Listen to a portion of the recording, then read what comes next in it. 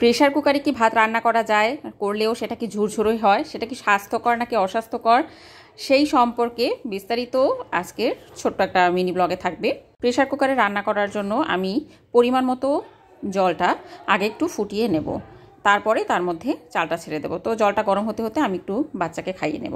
যারা মনে করেন প্রেসার কুকারে ভাত রান্না করলে সেটা শরীরের জন্য অস্বাস্থ্যকর, তারা ভিডিওটি স্কিপ করে যাবেন।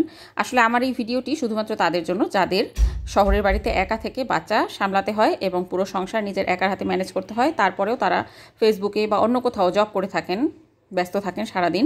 তাদের জন্য যে হুট করে যদি খুব দ্রুত কিছু রান্নার প্রয়োজন পড়ে যায় ভাত, তাহলে আপনি কিভাবে করবেন। এখন জলটা রেডি হয়ে গেছে, আমি এখানে চালটাও ছেড়ে দেব এবং আমার কিছু ভাতও ছিল সেটাও আমি এর মধ্যে একসাথে মিক্স করে দেন আমি কুকারটা আটকে দেব। এখানে দেখেছেন আমার বেবি কিন্তু খাওয়া দাওয়া খুবই কম করেছে, তো তার কিন্তু যে কোনো সময় খাবার হুট করে ক্ষুধা পেয়ে যাবে।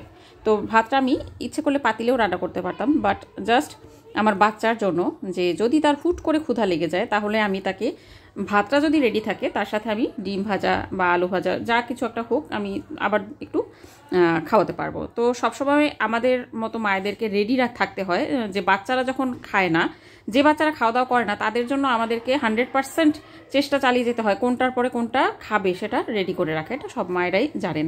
তো এখন আমি সবজি কাটতে বসে পড়েছি। আজ শাক রান্না হবে, ফুলকপি দিয়ে মাছ রান্না করব, টমেটো দিয়ে ডাল হবে। সবজি কাটা হয়ে গেলেই কিন্তু আমি রান্না করতে যেতে পারবো না, কারণ এর মাঝে আমাকে বেবিকে স্নান করাতে হবে, তাকে কিছুটা সময় দিতে হবে। যেহেতু সকালবেলা থেকে আমি বড় বাচ্চাকে স্কুলে নেওয়া, তার টিফিন রেডি করা, তাকে পড়ানো, সব কিছু নিয়ে ব্যস্ত ছিলাম। তো এখন আমাকে ছোট বেবিকে টাইম দিতে হবে। যেহেতু তারা একা বড় হয়, তাদের ভালোবাসার মানুষ বলতে তেমন কেউই নেই যে তাদেরকে কাছে টানবে, আদর করবে, কোলে নেবে, নিয়ে ঘুরতে যাবে, এরকম ঘরে বসে খেলার সাথী কেউই নেই আমি ছাড়া।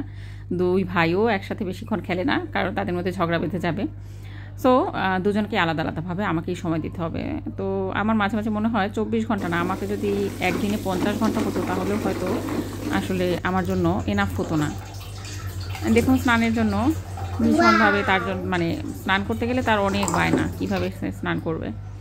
তো তারকে অনেকক্ষণ সময় দিয়ে পরে তারপরে আমার ঘরের যে কাজকর্মগুলো থাকে সেগুলো শেষ করব, সব কিছু কুচকাজ করে দেন আমি রান্না করতে যাব।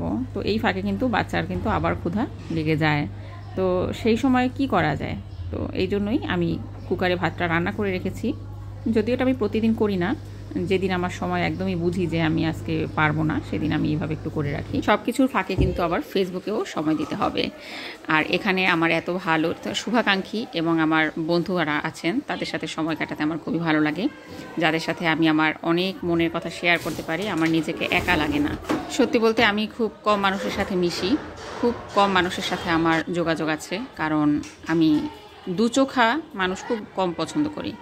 আর আমার চারপাশে যত মানুষ আমি দেখেছি, প্রত্যেকটা মানুষ দুই চোখ বিশিষ্ট।